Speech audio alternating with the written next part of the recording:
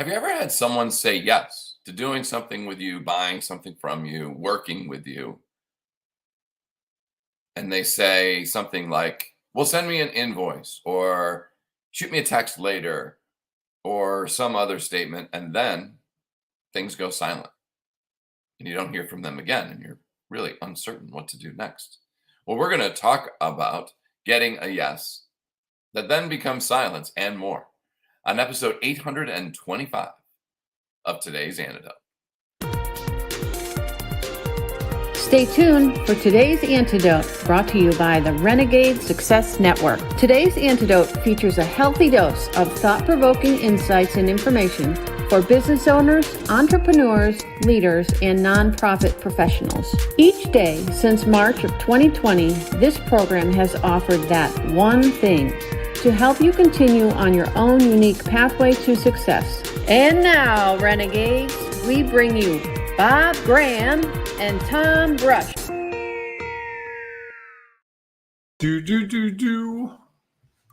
Hey, Tom. Good morning, Bob. I thought you were just going to pause there. I did for a second. I was gonna ask you a question. I'm debating whether to ask it. So the way you did the introduction, you added an "and more." Yes. And the "and more" could have been with the thing you were talking about, or comma and more. I think you meant comma and more. We're going to talk about this and more. But the way it sounded, it was like something about you get a yes and there's silence and more. And I was just curious what the "and more" was with silence, because to me, silence tends to be the final piece. Do I need to now start saying, hey, Bob, comma, No. how are you today? Question mark. You mean like I talked to Siri? Yes. Or when you're trying to voice to text something. Yes. Is that what we've come to? I'm just playing with you. Happy Monday. I guess Happy first day of May. As I was telling you, it's the first day of a new month and it comes on a Monday, which to me makes sense. So you're saying every month should start on a Monday? First of the year? It's a starting point. New week, new month, new day, new everything. I've got a new attitude. I've got it all. The world is my oyster. So that means it should be, we shouldn't go on. The world is my oyster and I'm under water. There. Sorry. Is that SpongeBob? That's kind of SpongeBob. Wow. I'm not sure where this program has gone, and it's fascinating. Well, good morning, everyone else. Maybe I should just turn to this side of things. And welcome to today's Antidote, our daily broadcast and podcast, where each week Bob and I have a conversation around a topic. This week's topic is getting a yes. Last week we talked about something like getting a no, right? It was, but handling a no. That's what it was. I didn't remember exactly what it was. I know it wasn't getting a no, because we didn't repeat it. So handling a no. Yes, correct. So if that's one of the challenges you're having, you might want to go back and watch some of those episodes. Today, though, this week we're going to be talking about getting a yes. We're going to focus today on when that yes suddenly becomes silence, comma, and more. As we go through the conversation, please feel free to add your thoughts or ideas, because we know that'll add value to the show. And then at the end, at the conclusion of that conversation, Bob and I will each offer our one thing, our today's antidote. That thing we hope will help you figure out how to take your next step when you've gotten a yes, and then you don't hear back from someone, and you're not quite certain what that means, and you're trying to figure out what your next step should be, which always becomes a challenge. Trying to figure out, what do I do? So maybe we'll find at least a step for you. If not, reach out to Bob or I, because don't tell anybody. We had closed the doors on our Sculpt Your Renegade Way program on Friday. We did. Rumor has it we are going to reopen it for 48 hours, because we had a number of people who reached out to us over the week. In 48 hours or for 48 hours? I heard 40 hours. 48 hours, right? Correct. Not in. Did I say in? I wasn't sure which. I wanted to make, I thought that the rumor I heard was that you could still get in today or tomorrow. Was I missing a comma in there or something other that would have clarified what I meant? I'm going to just move on. Aura's with us this morning. Good morning, Aura. Happy to have you here. Thanks for shouting out so early. And I love the emojis. Yes, absolutely. And so again, if you have one thing that you want to add to that, please feel free to share that as well, because we know there might be somebody out there who is looking for what you have to say. Even though Bob and I have our own value to share, we know that there's lots of value out there. So don't hold back. Share your thoughts and ideas. Before we dive into that conversation, though, each morning Bob and I share our celebrations. So Bob, what are you celebrating today? I'm going to celebrate a TV show that always makes me laugh. And I laughed out loud yesterday, harder than I've laughed in probably the last 6 months. Really? Yes. Want to guess what the TV show is? The Gilmore Girls. That was good. I set you up. You took it. Well, is that what it was? No. It was Ted Lasso. Have you ever watched Ted Lasso? Yes. Okay. The most recent episode? Yes. The one where, have you seen the most recent one? I have, and some of our viewers may not have. Correct. So what made me laugh really hard was when Roy was saying things that normally Ted would say. Yes. And I could not collect myself. I have not laughed so hard in so long. Yes. So Missy's with us this morning and she says no spoilers. I'm not spoiling anything. That's all. So that is the challenge with things like Netflix and on demand and all of that is, I guess you could VCR and then DVD maybe of the shows that would come on, but you couldn't really go back. You'd have to wait for like the reruns when they were out back of season. When we were kids. Correct. And so people would just be like, well, tell me, because I'm not going to wait for the right. And I missed last week. Right. And I want to make sure you have to watch this week and you wanted to just catch up. Correct. And you want to make sure you were caught up before next week's show, so you could fill in all the holes that you otherwise might not have. But if you think about it, when you go back to that time period, most of those shows were self-contained units. If you watch a show from the 70s or 80s, it had characteristics, it had things that came before and after it, but it was never anything that you couldn't just plop down in the middle of an episode or at the start of an episode and you'd know where you were. You couldn't, or you could? You could. They were always self-contained. So you could go the Rockford Files. You could enter into episode 9 of the Rockford Files and you'd find your way very quickly. You can't do that now. If you walk into episode 24, episode 9 of Ted Lasso, you'd be lost because they're developing the characters episode by episode. That's a shift in TV over the years. And then we got to a place where everything was being released a couple years ago and you could binge it all. And now shows like Ted Lasso or The Citadel, you have to wait for it to come out the next episode, which I find very frustrating.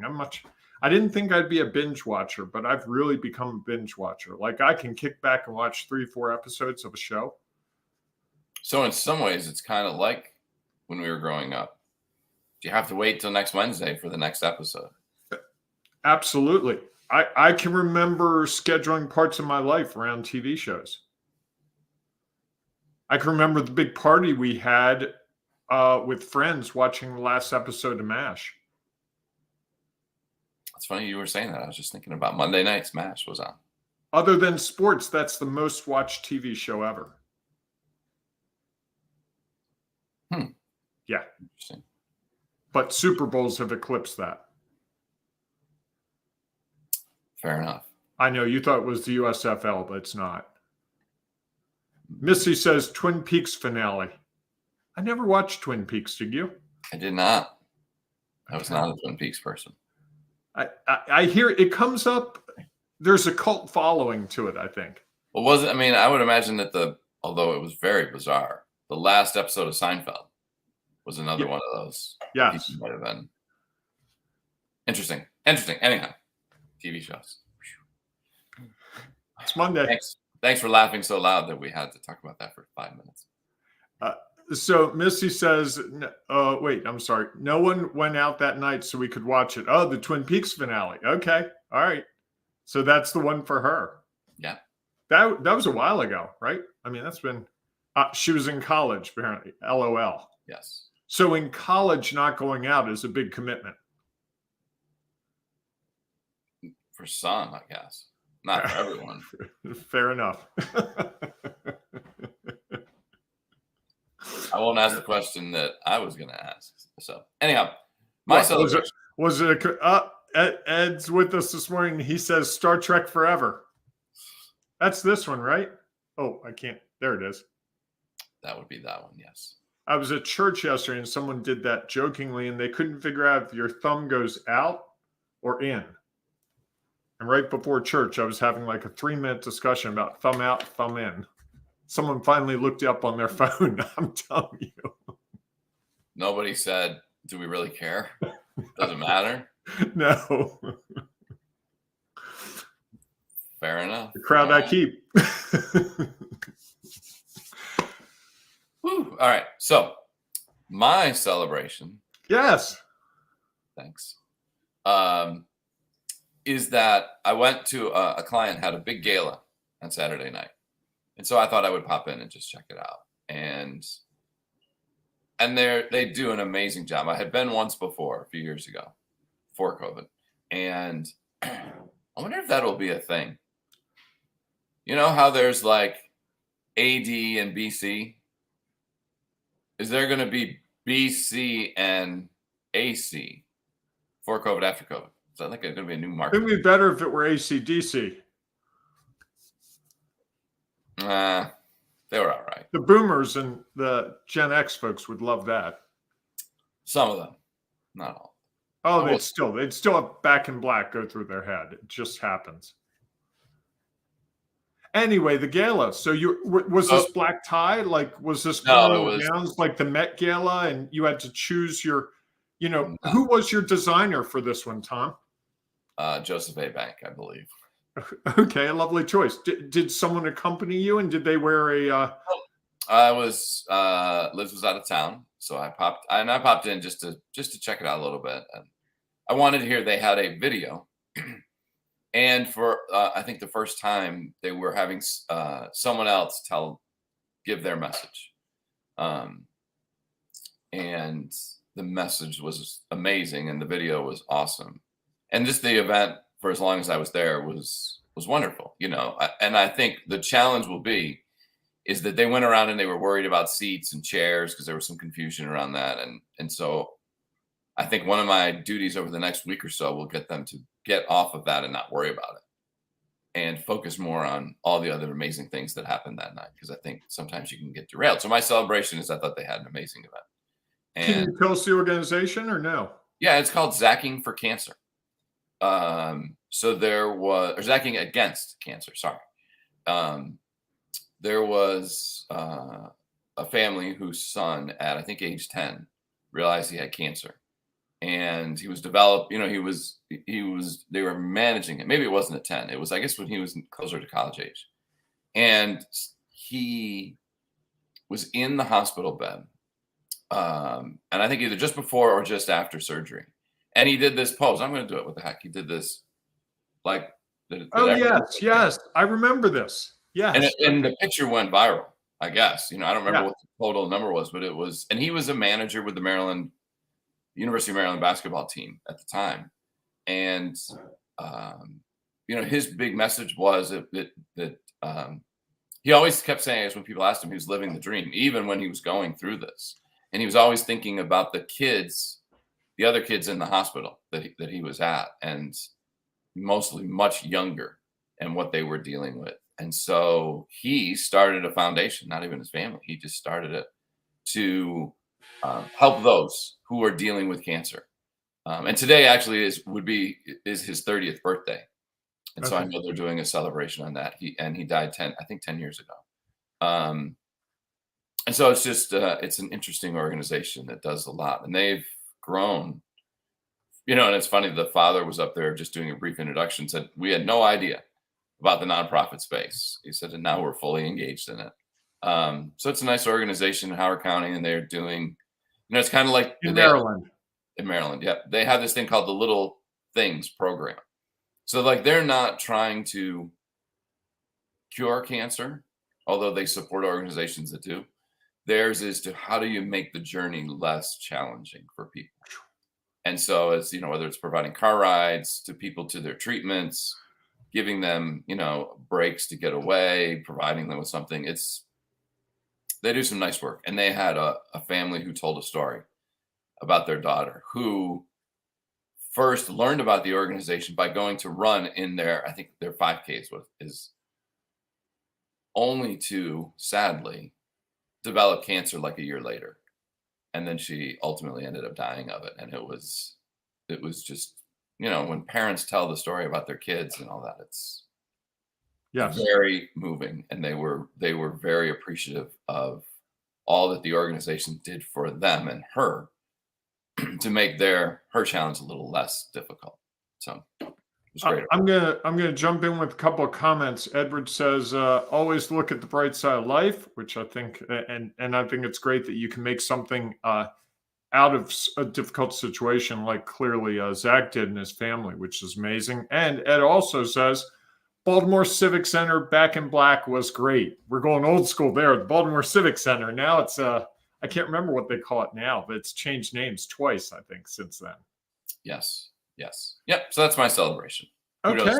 I like it. I was picturing you at the Met Ball with all the stars, and it sounds like you had the stars of Baltimore all around you. That sound like me. It would be fun. I would love to go to one of those really nice events sometime. That find a tux that would fit. I think if I had to go to an event like that, I'd buy a tux. Ooh, really? Yeah. I like getting dressed up. I really do. Yeah, I do too. Yeah. It's so rare now. Isn't that a choice? You could get dressed up every day if you wanted to. I could, although last time I wore a shirt and tie, I think it was for our 500th episode, you kind of reacted. So anyway, it's 17 minutes, almost 18 minutes into the program, Tom, and we got to start talking about getting a yes that becomes silence. May I? Sure. Oh, Ed says he upholstered the entire Civic Center. Yikes. Whoa, that must have taken weeks. That's a job. There's no doubt about that. And until about 3 weeks ago, it was the same upholstery, I'm going to guess. Just saying. Wow. Yes. So anyway, so here's the situation. Let me set it up. You're talking to someone about doing some work, whether you're a brick and mortar store and someone comes in, like for Ed, it could be someone coming in saying, hey, I need you to do a couple chairs. Could you reupholster them? He says, sure. He gives them a price. Person says, okay. They haggle or they don't haggle. Person says, yes. And then they're going to come back and bring the chairs back, and it never happens. Or in the world that I live in, you talk to someone about doing some work together, and they say, yeah, that sounds great. Send me a contract, or, let me talk it over the weekend, and I'll get back to you. And it sounds great. I'm in. I just need to X. Get my credit card. Get to my house and call you. There's a litany of them. I could give you a list of those. And then crickets. You hear nothing. Person disappears. What do you do in that situation? My first reaction is, oh my God, I've done something horribly wrong. What is wrong with me? I'm a complete failure. I should just give up and crawl into a corner and wait for the end. That's usually the first reaction. My second reaction is I want to just aggressively track the person down wherever they are and be like, you said yes, come on, make it happen. I have to moderate those two extremes. And I don't. That's a choice. that is a choice, but I've come to realize as I get older that those are not the socially accepted choices. And so I try to moderate towards the middle where it's a socially accepted response to the situation. But I think the reason I point out those two extremes is I don't think I'm the only person who goes through those two extremes. And as you were talking earlier, I was really thinking about those extremes. And I vacillate between those two. What did I do wrong? What did that person do wrong? What should I have done differently? What the heck's their problem? I mean, really, what's their problem? What is their problem? I know I've said that in my head about some people. I can think of someone right now that I've said that about this person. We've talked about working together. We agreed to something. I mean, I took the time to write the contract. If I take time to write the contract, I mean, it's not like 50 hours or anything. It's just, you got to fill out a couple things, send it to them. If I take that time, that usually means in my eyes, this is a done deal. And so what happens there when that silence, what do you go through, Tom, first, before we talk about what it means and how to deal with it? What do you go through mentally, if you can break it down for us? Because I think maybe you have a different experience. I would say it was similar. I think I start to wonder how great their pain truly was, or interest, depending on how you want to look at it. And did I not explore that further? And was there an opportunity for that? The opportunity to better understand, or differently understand, where they were at, so that we could get the thing done right away. And I think I've tried to take steps to provide and make it a little bit easier by having a system that you could do online, that you could share a screen and you could send them, so that they do it actually when you're with them. I think that's one of the challenges, is that once they walk away to do whatever, to go out to the car to get their wallet, to ask you to send them a contract that they'll get later, their interest in it, or their pain around what it's going to solve, starts to dissipate, or something else becomes more painful. And then they choose to do something differently. I'll share this because I don't think he's listening, and maybe he'll hear and maybe not. I try to act like everyone's listening, and believe me, I've learned that more in the last week or two than usual. Well, so I know someone who was interested in something, so much so that I connected them with someone that could help them with what they were trying to do. And, part of it might have been my delay in getting them the information. And in the meantime, something else happened, and the resources they were going to use for one thing, they had to use for something else. And Is this the thing about me being a Chippendale dancer, and you connected me with the Chippendales and I wasn't able to do it? I didn't want to well, maybe it's helpful that people know that you do that, and they might be interested in having you come do a show for them. That's a small subset of the world. I think you've mentioned that a couple of times. I have. For comedic value only. Is that a secret desire that you have to do that? No. So far away from how I am. All right. So I think that happens, is that I think if we're trying to help someone, we get them to a point where they can see the value of our help, or our product, or our widget, or whatever the situation is. And then once that goes away, there's a million other things that could come in and now change priorities. And so go ahead. Go ahead. I'm sorry. Go ahead. Finish. I just think that once there's so many things around us and that impact us, and that we either need or want. And once we are away from one, we're bombarded with the others. And then we're trying to choose priorities, and the ones that are in front of us usually have the priority, as long as we're able to act on them.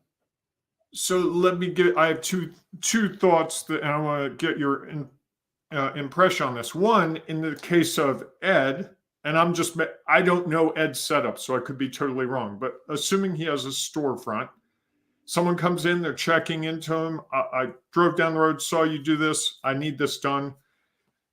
They have a discussion. They agree to it. The thing they want upholstered is not in their vehicle. One way or another, they have to leave and come back. Correct. There's not really anything Ed could do in that scenario, short of go home with them and say, oh, let me pick it up from you right now while you're thinking about it, which I guess he could do. The other thing is, could you argue that it's manipulation if someone's making a decision and you're putting the information and you're putting it right in front of them right then to keep them from changing their mind? I mean, we make buying decisions around emotions. We know that. Sure. At the moment, I have an emotion, and I've got something I was talking to someone with Wednesday and Friday. And he texted me yesterday and said, hey, where are we? We're supposed to meet today about it. And I said to him, it's just not going to work out for me. I put him off on Friday. I'm like, I want the weekend to think about it. Because it was a financial commitment. It was a commitment of resources, time, and I wasn't convinced. And he kind of let me off the hook. And, as someone who does sales, when you get sold to, you were watching it in two worlds. You're watching it as a customer. You're also watching it as observing it from the sales perspective. He was like, okay, fine. Let's schedule a meeting. I'm like, okay, Monday, this is time. We agreed on time. The interesting thing to me is when he texted me yesterday, he gave me the perfect out. If he hadn't, I would have gone to the meeting today and had to have been, I'm really sorry, I don't know if I can do this. But because he texted me, it was easy to text him back. And I think in this day and age, it's really easy to text people and say, never mind. It's really easy to ghost people and just disappear. Sure. And I don't know what the answer is to that. It becomes silence. I agree with you that we have a lot of competing interests. Absolutely. The minute I get off this program, what we've been thinking about, gone from my head, I'm off to the next thing. In fact, I can see I've got 3 text messages already. At least one of those is going to be something related to work. And I'll have to focus on that. I think the challenge I have is when someone says yes to me, I think that they actually mean yes. And I struggle with the whole idea that it's kind of a conditional yes. And I think your statement about we haven't shown the value is probably the right one. I see Ed's written a comment. It's a little longer. I'm gonna try to read through it. I'm glad he's giving me some clarity. 7 weeks ago, I received a call from a casino for upholstery. Wow, nice. They wanted me to be their bank and order materials without a deposit. I required deposits, and 7 weeks later, no deposit. Several emails later, I replied, you have raised a red flag. Now you need to pay for the full job up front. Last Saturday, they transferred payment in full to my bank account. The point is, stand your ground. The inmates don't run the asylum. LOL. Ed, that is the most valuable comment. You've given many, many great comments. That is the single greatest one so far. I needed to hear that this morning. So Ed would say, stand your ground. I'm sure he would have loved the work and had that agreed to 7 weeks ago. But by standing his ground, they actually paid him in full. And I love the fact that he saw the red flag and reacted to it. Sure. Well, I think there's a couple things going on here. One is I love the fact that he reached back out to them and said, he recreated the urgency. And the urgency was that they weren't acting. Now, again, they could have had a million other things come up. Is that your dog? It is, yeah. Okay, I'm sorry. I thought it was my cat for a second. I'm like, I've never heard that sound. This is really bad. No, she I don't know what's going on up there, but she's okay. I know that. She doesn't know that. She doesn't know that, and she's okay. Here's the thing. I think it's funny. The earlier story you talked about, Ed, It's like if I really wanted my chair upholstered and I was worried about it, and I was going to go into the store, why wouldn't I bring the chair with me? Well, but you don't always know. Like this person I was talking to last week, we were talking about something else, and they brought this up.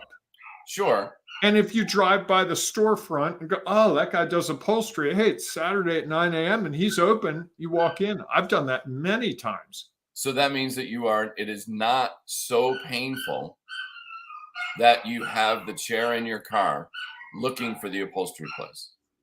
It's, oh, hey, there's a car lot. It looks like they're having a sale. Maybe I'll pop in. Not necessarily. It's like your dog behind you. It's annoying you, but you're not getting up and dealing with it right now. Sure. You could. I could. But it hasn't risen to that level. And it's because you've got several other things that at the moment are more important. But I know as soon as the program's over, you're going to go deal with your dog. Correct. Although it's getting close to your dog wants that to be now. Yes. Well, I think that's the thing, right? Is that it is, and I think that's where we have to sort of judge what is the urgency with the people who are with us. And you mean as the person selling something, or you mean as the person buying it? To understand the urgency of the person buying. Okay. You know, if I'm walking into a car shop, an auto dealership, and I say to the person, my daughter is leaving for college this weekend and we need to get her a car. There is some real urgency there. So if they say, well, we want to think about it, you're like, that means they're looking at multiple places. I'm not the one necessarily. So I maybe need to figure out, how do I create the urgency so that they don't leave my store until it is done. And I know that sounds manipulative. Like I think it's easy, and yes, and I understand that there are challenges to that. And so I think that's the thing, is how do we continue to create that urgency so it stays a priority with others, so that, you know, like if I walked into that store and said, oh, I didn't know you did upholstery, I'm going to run and get my chair now and I'll be right back. I would start to assume that they are going to come back. Maybe not. They might. I could also say they might have driven home and somebody at home said, hey, remember you were supposed to give me a ride somewhere else? And they completely forgot about the chair and they go do that. So, I mean, it's possible. And then I think, you know, so it's what do we do next to help them maintain the urgency that they had, or at least increase the urgency that they had when they considered stopping in or talking to us. I think, and there are ways to make it less, your word sleazy, you know, less manipulative, but there are ways. Didn't you use that word about the used car salesman? I thought that was the word you used. I'm not sure I use sleazy. Okay, I'm sorry, but what I'm saying is there are ways to do it that aren't manipulative. You know, you and I both help people with that. And from time to time, we help each other with that. And there are ways to demonstrate that. And if you're someone who's listening to this and going, I don't know how to deal with that, Tom or I would be happy to have a discussion with you, because it's not as hard as it looks sometimes. And there are still times where it's going to happen. I mean, that's one of the things I think I've come to realize is, as much as I want to control the person that's buying from me, I don't have that control. No, you don't. And I think that's one of the things to remember, is that we can do all we can to get them to a certain point where they feel compelled to say yes. And hopefully they take action right away. Although, like in the case that Ed shared, it took a number of weeks, and he followed back up with what I thought was an interesting approach to the situation. And I think that's what we have to look for. Ed also has a great comment. The dog has an urgency. Prior to that, probably clean up poo. No, that's not the urgency. I think the other dog was going to visit the vet, and now she's left alone in her crate, so she's frustrated. I gotcha. That's what I So think we're at. I think I just said my one thing. Okay. I can't control everything. All I can do is control. I know it's hard to believe. So many years to get to this statement, much less of believing it. I can only control what I can control. And at a certain point, it's out of my hands. And the longer, when it does happen that you get that silence, the longer I let it fester and affect me, I think the more damage it does to me with everyone, not just with that person. But if that makes me reluctant to have the next discussion, if that makes me reluctant to open my store on Tuesday morning because Monday afternoon someone disappeared, that can be really detrimental. So I think it's really it's a numbers game at that point, right? You just got to get in front of a certain number of people, and a certain number of people are going to ultimately want to work with you for whatever reason, assuming you're able to articulate to them how you solve their problem. Yeah, I guess. I mean, I don't know. I don't know what the certain number of people is you need to be in front of. I think it varies day to day, situation to situation. You know, every person is unique. In Ed's situation, it was 7 weeks later. Yeah. And he renegotiated the terms in the course of that even, which is impressive. Well, those are the options sometimes you have when the urgency goes up. Right. Clearly, they still needed it done. They still needed it upholstered. They wanted it done. Just other things had gotten in the way and taken priority. And so now he had the opportunity in one way to be like, hey, look, if you really need this, which sounds like they must have, they were able to complete it, and he did it in a way that it went on his terms. And his reputation because they reached out to him. Sure. Which is, not the, I call 58 people to this one and go, hi, I'm Bob. That different when they're calling you. Clearly, they've already established some level of recognition that you have what they're looking for. Yes. And, again, I think it goes back to I think there's also the opportunity to say, I can't control what they do. I can only control what I do. They could have, when Ed said that note, they could have been like, yeah, you know what? It's just not the right time. We're not going to do it.